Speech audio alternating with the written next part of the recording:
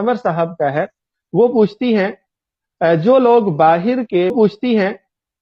लोग बाहर के ममालिक में आते हैं और यहाँ पर सेट होने के लिए मुख्तलिफ बयानात देते हैं कि मैं अपनी बीवी छोड़ आया हूँ, और जब वो सबूत मांगते हैं तो पाकिस्तान से तलाक नामा मंगवा कर कागज लगवाते हैं, तो क्या ऐसा करना जायज़ है? बहुत नाजुक मामला है, किसी का रहनुमाई फरमाएं, जज़ाकल्लाह। बिस्मिल्लाहिर्रहमानिर्रहीम। ऐसा करना जायज नहीं है। एक तो इसमें झूठ का गुनाह है, यानी वो छोड़ते तो नहीं है बीवी को, लेकिन वहां तासुर ये देते हैं कि हम बीवी को छोड़कर आए हैं वहां शादी करने के लिए या और किसी मकसद के लिए, तो ये एक झूठ है, धोखाधड़ी है।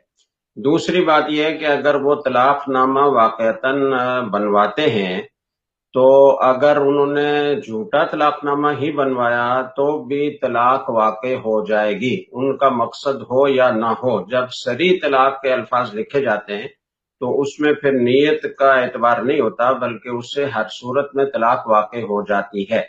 अलबत्ता अगर कोई तलाकनामा बनवाने से पहले दो आदमियों को गवाह बना ले कि तुम गवाह रहना कि ये मैं झूठा मूठा तलाकनामा बनवा रहा हूं, मेरा मकसद तलाक देना नहीं है, तो इस सूरत में तलाक वाक़ नहीं होगी। तो इसलिए ये बहुत खतरनाक और हसास मामला है। जिन लोगों को मसला मालूम नहीं होता वो तलाकनामा बनवा लेते हैं, उस पर दस्तखत भी कर लेते हैं, और पहले कोई गवाह इसके नहीं बनाते कि हम झूठा तलाकनामा बनवा रहे हैं, तो उनकी बीवियों को तलाक वाक़ हो जाती है। और अगर 3 तलाकें लिखी हों, जैसे कि आमतौर पर अर्जी नवीसों से लिखवाया जाता है और वो 3 तलाकें लिख देते हैं, तो उनकी बीवियां 3 तलाकों से मुगल्लज़ा हो जाती हैं और अब दोबारा निकाह की भी कोई गुंजाइश बाकी नहीं रहती।